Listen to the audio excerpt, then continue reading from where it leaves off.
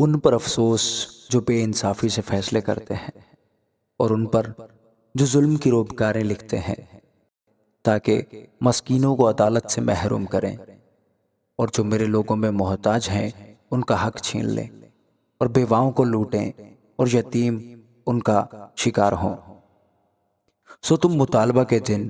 اور اس خرابی کے دن جو دور سے آئے گی کیا کرو گے؟ تم کمک کے لیے کس کے پاس دوڑو گے، اور تم اپنی شوکت کہاں رکھ چھوڑو گے؟ وہ قیدیوں میں گھسیں گے اور مقتولوں کے نیچے چھپیں گے، باوجود اس کے اس کا قہر ٹل نہیں گیا، بلکہ اس کا ہاتھ ہنوز بڑھا ہوا ہے۔ شاہ اسور خدا کا اعلی کار ہے۔ اسور یعنی میرے قہر کے عصا پر افسوس، جو لٹ اس کے ہاتھ میں ہے سو میرے قہر کا ہتھیار ہے۔ میں اسے ایک ریاکار قوم پر بھیجوں گا، اور ان لوگوں کی مخالفت میں جن پر میرا قہر ہے میں اسے حکم قطعی دوں گا کہ مال لوٹے اور غنیمت لے لے، اور ان کو بازاروں کی کیچڑ کی مانند لتاڑے۔ لیکن اس کا یہ خیال نہیں ہے، اور اس کے دل میں یہ خواہش نہیں کہ ایسا کرے، بلکہ اس کا دل یہ چاہتا ہے کہ قتل کرے اور بہت سی قوموں کو کاٹ ڈالے، کیونکہ وہ کہتا ہے کیا میرے عمرہ سب کے سب بادشاہ نہیں؟ کیا کلنو کرکمیش کی مانند نہیں ہے،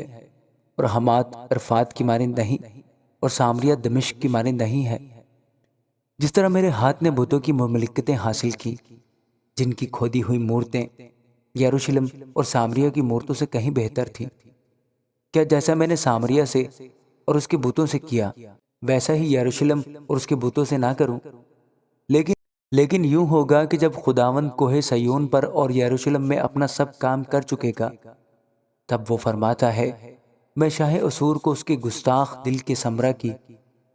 اور اس کی بلند نظری اور گھمنڈ کی سزا دوں گا، کیونکہ وہ کہتا ہے میں نے اپنے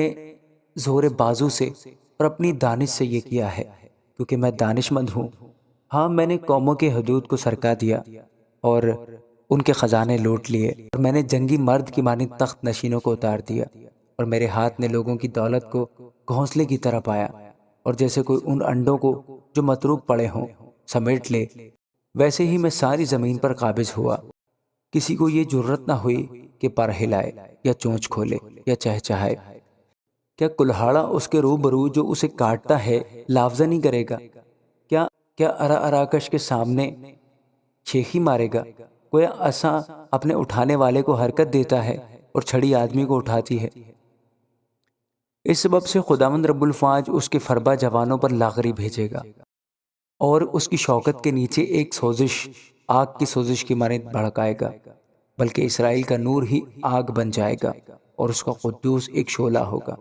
اور وہ اس کے خس و خار کو ایک دن میں جلا کر بھسم کر دے گا، اور اس کے بن اور باغ کی خوشنمائی کو بالکل نیست و نابود کر دے گا، اور وہ ایسا ہو جائے گا جیسا کوئی مریض جو غش کھائے، اور اس کے باغ کے درخت ایسے تھوڑے باقی بچیں گے کہ ایک لڑکا بھی ان کو گن کر لکھ لے۔ اور اس وقت یوں ہوگا کہ جو بنی اسرائیل میں سے باقی رہ جائیں گے اور یعقوب کے گھرانے میں سے بچ رہیں گے، اس پر جس نے ان کو مارا پھر تکیہ نہ کریں گے، بلکہ خداوند اسرائیل کے قدوس پر سچے دل سے توکل کریں گے۔ ایک بقیہ یعنی یعقوب کا بقیہ خدائے قادر کی طرف پھرے گا، کیونکہ اے اسرائیل، اگرچہ تیرے لوگ سمندر کی ریت کی مانند ہوں تو بھی ان میں کا صرف ایک بقیہ واپس آئے گا، اور بربادی پورے عدل سے مقرر ہو چکی ہے، کیونکہ خداوند رب الفاج مقررہ بربادی تمام روئے زمین پر ظاہر کرے گا۔ لیکن خداوند رب الفاج فرماتا ہے اے میرے لوگو جو سیون میں بستے ہو، اسور سے نہ ڈرو، اگرچہ وہ تم کو لٹ سے مارے اور مصر کی طرح تم پر اپنا عصا اٹھائے، لیکن تھوڑی ہی دیر ہے کہ جوش و خروش موقوف ہوگا، اور ان کی ہلاکت سے میرے قہر کی تسکین ہوگی،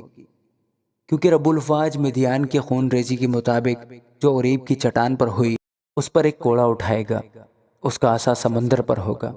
ہاں وہ اسے مصر کی طرح اٹھائے گا، اور اس وقت یوں ہوگا کہ اس کا بوجھ تیرے کندھے پر سے اور اس کا جوا تیری گردن پر سے اٹھا لیا جائے گا، اور وہ جوا مسا کے سبب سے توڑا جائے گا۔ وہ آیات میں آیا ہے مجرون میں سے ہو کر گزر گیا، اس نے اپنا اسباب مکماس میں رکھا ہے۔